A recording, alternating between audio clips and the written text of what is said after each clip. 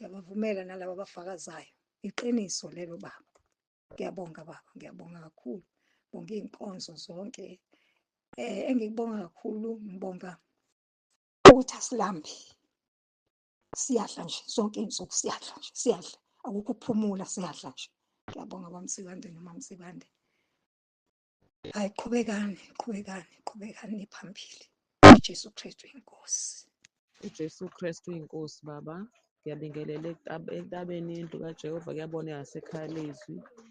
Siyabuzwa baba ubufakazi njalo silalela abazalwane ngokuhlukana kwabo, kodwa ukufakaza kwabo kufakaza ngendlela yento uNkulunkulu asambulela sonke. Don't singabulethi sonke ubufakazi, kodwa omunye uletha ubufakazi nawe uNkulunkulu asekhulumile ngaleyo nto kuwo. Ngiyambonga kakhulu uNkulunkulu. Nami iphupho ukuboniswa amanzi lawa amaningi amnyama, amaningi amanzi asabeka, kodwa ngathi uma ngisondela ngithi ngabona amanzi esehlile esemancane esekukhanya phansi, sengihamba nje ngaze ngambonga uNkulunkulu. Ngelinye ilanga ngahlaseleka isigora sedimoni, ngoba kuyidimoni ngoba ngalwa nalo, kodwa ngile ngilibizile igama ukuthi uJesu Kristu inkosi. uJesu Kristu inkosi. Lingicindezela lingiklinya ngithi uJesu Kristu inkosi. Ngathi ngiqalaza eduze kwami ngabona imbazo, ngaligenca laze lawa lalala phansi. Ngiyamgenca kodwa ngiyawabona amanxeba. Ngithi uJesu Kristu inkosi. Okugcina kwathi selingiklinya emqaleni, ngathi mina noma ngingafa kodwa ngeke ngiyeke ukuthi uJesu Kristu inkosi. Ngabe ukusho njalo kwaba ukusuka kwalo, lahamba kuze kube manje aliphindanga ngelabuya. Ngiyambonga kakhulu uNkulunkulu baba ngokungena ekhaya lezwi. Siyabonga noNkulunkulu nje ngendlela okuthi uma ekhulumile kuwe baba, usidlulisele, silalele iy'nkonzo, silalele iy'ntshumayelo, silalele ubufakazi. Kuyasisiza Nkosi kakhulu. Sicela uNkulunkulu asisize Nkosi. Angazi uma singasuka la singayaphi uNkulunkulu wami. Amandla amasha esiphiwa wona imasiza ukholwa, ungathi sibasho ekukholweni. uJesu Kristu inkosi. Ngiyaxolisa baba nangokudilisa, ibiyeqile i-VN yami. Siyambonga uNkulunkulu ngawe baba. uNkulunkulu akusize, akubiyele Nkosi yami, akugcine. Sisayidinga lezi. uJesu Kristu inkosi. Ngiyabingelela baba ngokusithoba, ngibekelele umama nobaba okhulumayo onokukhanya la ePhumlonge eGoli. Ngiyabonga kakhulu amandla kaNkulunkulu baba nokungilayela lapho engafika khona kubabujale ngamukeleka ngothando. Ngiyabonga baba, umehluko omkhulu since ngingena entabeni endlu kaJehova kuyabonelela nokulalela imfundiso zakhe lizwi. Nasemzini wami ngibiyelekile nokugula ebenginakho kuyaphola baba, ngiyaphola kakhulu. Noma bengihle ukuguqa ngifusela ukuguqa sengiyakhona ukuguqa since ngingenile baba, ngibona umehluko omkhulu. Ngiyabonga kakhulu baba. Ngithi uJesu Kristu inkosi asigcinele wena ubaba uNkulunkulu baba, uvuma ukuthi bakugibele engqondweni yami kwaphuma lento, wazi ukuthi umuntu uyathakatha uyabulawa. Abangani bami nabo ngiyabatshela uma ngabe befika esathi ngifuna ukuya kuphi ngithi ngicela uvuka uRoma 10:9 ukhuleke. Mina ngibambelele lapho since ngangena la, ngibona ngikhululekile, ngiphumulile. Uma ngingasuka baba, angazi ngingayaphi, ngeke sikwazi ukuzilandulela baba. Sicela ukuthi noma ngabe kunzima endleleni sengaphuma, ngoba kahle kahle baba abantu abaphumayo ayi ukuthi ekhaya zibakhishwa yini. Iqiniso libuhlungu ngoba ubaba ulibeka njengoba linjalo. Uvele usibheke wena ukuthi elazima kunje ngimiphi. Angeke ngikwazi ukuyilandulela into nje sekhalise libekwa njengoba linjalo. Iqiniso alifihlwa, into ebalekisa abantu ngathi uNkulunkulu angabanceda baphinde babuye. Siyaphila baba, nemindeni ethu ibelekile. uJesu Kristu inkosi. uKristu uyinkosi. Ngiyabingelela kubaba umpostoli, umama umpostoli, nomndeni wakhe. Ngibingelele entabeni yendlu kaJehova kuyabonelelwa, nakubazalwane basekhaya lizwi egameni likaJesu Kristu waseNazaretha. Ngicela ukudlulisa nabo ubufakazi nokumbonga uNkulunkulu nenkosi uJesu ngemisebenzi yakhe emihle. Ngicela nje ukubonga nje okokuqala ukuthi uNkulunkulu omuhle ungenzela umusa nami kulo nyaka. Ngangena emkhosini ka-21 days ngaphandle kokuthi kube khona iy'thibe. ngangena ngingadli treatment kuze kube namhlanje uNkulunkulu usangigcinile. Ngiyambonga kakhulu ukuthi uNkulunkulu wangithwala kulowo mkhosi akubanga nayihibe. UJesu Kristu inkosi. Ngiyabonga nje ukuthi uNkulunkulu namanje ungenzela umusa kwakufanele emsebenzini. Ngikhushulelwe kwi-grade elandelayo ngo-2022. Akuzange kwenzeke. Bengiloku ngibuza ukuthi kwenzakalani kodwa kuthuleke. Kulo nyaka ngeviki elidlule ngibese sengithola incwadi yokuthi sengidlulisela kwi-grade elandelayo. Ngathola nesinxephezelo saleyo mali i-back pay. Phakamise udumo kakhulu kuNkulunkulu. Ngithi uNkulunkulu wethu muhle ngezikhathi zonke. Uyabathwala bakhe abahola endleleni. Masibekezeleni sihlale kuye. Siyabonga kakhulu baba nomama izifundiso zenu. Amazwi esiwatholayo usuku nosuku iy'nkonzo ziyasikhulisa, ziyasiqinisa. Masiphikeleleni njengokusho kwezwi lakhe. UJesu Kristu inkosi. Ngiyabonga kakhulu bazalwane. UJesu Kristu inkosi. Amen. UJesu Kristu inkosi baba, ngicela ubingelele ubaba nabazalwane bonke basentabeni yendlu kaJehova kuyabonelelwa. Baba ngicela ukuthola ubufakazi buka Romans 10:9. Emasontweni amathathu adlule ngike ngacishe ngaba sengozini yemoto. Ngiya eMaritzburg. Ngisebenzisa umgwaqo lo ngapha ngaseKranskop. Ngithe ngihamba nomunye udadewethu. Besikade siqeda ukukhuleka. Ngaqala ngamxoxela ngobukhulu balomkhuleko buka Romans 10:9. Ngangade ebusuku balapho ngibe namaphupho angekho kahle. Ngiyamxoxela ukuthi into engisizile ukunqoba kuleli phupho nginqobe nanku umkhuleko esawunikezwe ubaba uNsibande. Hayi kuthe kusenjalo nje ngisaqeda nje ukuthi ngimxoxele, imoto yavele yaphelelwa amabhreki yangafuni ukuma, yangafuni ukustopha. Ngamemeza lona leli gama kade ngimxoxela ngalo ukuthi uJesu Kristu inkosi. Simemeza lona uRomans 10. Naye ngamuzwe selimemeza singazi ukuthi kwenzakalani emotweni. Imoto kwakukhona itekisi elaliphambi kwami. Ngavele ngafuna ukushaya uzigzag emgwaqweni ukuze leli tekisi libone ukuthi kunenkinga, ngashaya ihuthi ngaflika ama-lights ukuthi leli tekisi libaleke phambi kwami. Eceleni bekuney'moba. Kwase ukuthi imoto angiyiphose emobeni.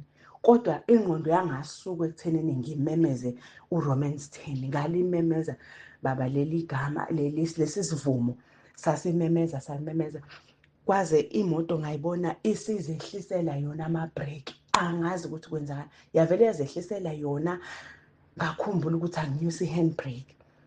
Angazi baba umlingo ubaba uNkulunkulu asenzele wona ngaleliya langa. And it was 5 minutes before sifike edolobheni eKranskop. Kule moto engafuni ukubhreka. Angazi isiphihle sengozi esasiyoyibanga laphayana ngoba lapha eKranskop awekho amarobhothi, abantu bayaziwelela futhi kwakuholiwe kugcwele. Angazi baba into eyenzeka laphayana. Namanje ngisathi mangicabanga ngimemeze ngimdumise ubaba uNkulunkulu. Ngasho ngathi baba ngisazolifafaza leli gama lesi sivumo. Ngisazobatshela abantu ukuthi nanti igama elanginqobelayo sengibhekene nokufa. Ngiyambonga ubaba uNkulunkulu. Angazi ukuthi ngiswela imilomo 8,000 ukuthi ngilokhu ngisho njalo ukuthi ngiyabonga baba, ngiyabonga. Baba leli gama selingqobele kokuningi. Ngiyabonga. uJesu Kristu inkosi baba. uJesu Kristu inkosi, uJesu Kristu inkosi, uJesu Kristu inkosi. Ngiyabingelela ekhaya lezwi entabeni yendlu kaJehova, baba umpostoli nomama umpostoli. Ngithi uJesu Kristu inkosi. Ngiyacela ukudlulisa lo bufakazi. Ngesonto elidlule ngoLwesine lola kwakuzoyiwe eGoli nge-weekend.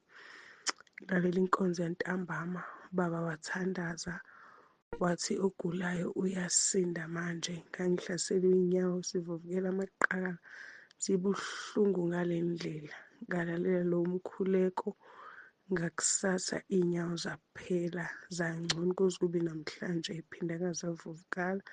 Ngithi udumo uNkulunkulu, uJesu Kristu inkosi. Siyabonga kakhulu Baba, siyabonga ikhaya lezwi, siyakhula usuku nosuku, siyawubona umehluko omkhulu. Siyacela inkosi isifihle njalo isithwale, sithi uJesu Kristu inkosi. Siyabonga, siyakhula, Jesu Kristu inkosi. uJesu Kristu inkosi, uJesu Kristu inkosi. Ngiyabingelela ubaba umpostoli noma umpostoli Mtsebande nomndeni wonke. Ngiphinde ngibingelela abazalwane basekhaya lezwi nabasentabeni yendlu kaJehova. Kuyabonelelwa ngelihle igama lenkosi yethu uJesu Kristu ophilayo. Ngithi uJesu Kristu inkosi. Ngiyambonga kakhulu baba uNkulunkulu osigcinayo nozikhulumelayo. Bengihleli nje-ke bazalwane, kuzose kube yiSunday senkonzweni.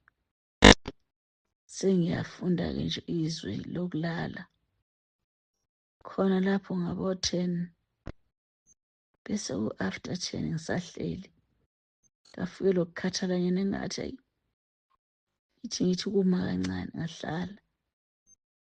Angihlala ngisho isikhathi esi-10 esiningi bazalwane. Ngavela ngabona umbono, ngibona nanti idamu alikho olukhulu leli chibanyana, ichibi nje, kodwa kuphume sidobe ufishi ababili kuleli damu. So ngiyakhuleka uNkulunkulu ukuthi kanti inkosi sisize senze lokho sibizele khona, ngoba nazi inhlanzi zimbili zikhishwa kuleli damu elinamanzi amnyama ngokungcola. Isamangazo yilokho-ke kophela bengacimile bengilethile. Hhayi, kwangimangaza kakhulu ukuthi awunkosi, kanti masikhishwe emanyaleni ezonweni sisuke siphume emanzini amambi kangaka. Kwambuleka kimi ukuthi baningi abantwana bakaNkulunkulu ababhajiwe lapho abahlabe emabandleni nalapho bayikhonza khona. Abanye bayitshela basendaweni right kanti besendaweni e-wrong. Kamdumisi baba uNkulunkulu, kamdumisi baba Somandla. Athi wena Nkosi kanti unjani? Wena ofuna sizulu nawufuna wabhubhe usikhipha kulelo tako olungaka. Siyabonga baba umpostoli ukusifundisa. Siyabonga baba umpostoli usifundisa nangomkhosi.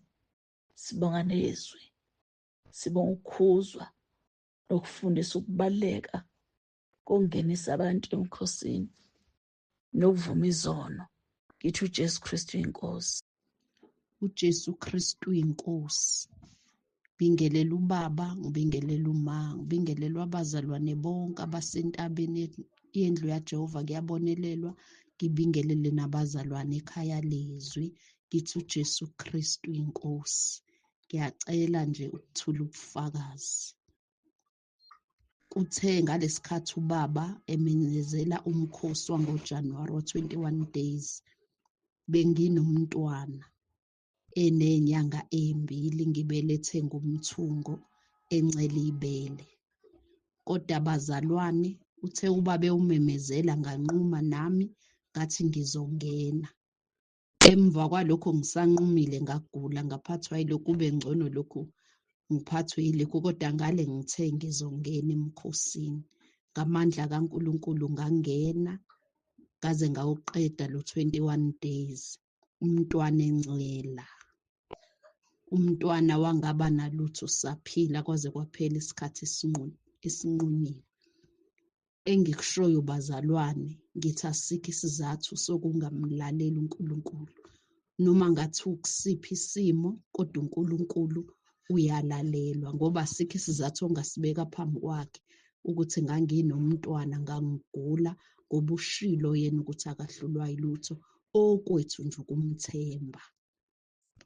Wathi ngelinye ilanga abazalwane futhi ubaba wamemezela umkhosi ngigula kodwa nganquma abazalwane ngathi ngizongena.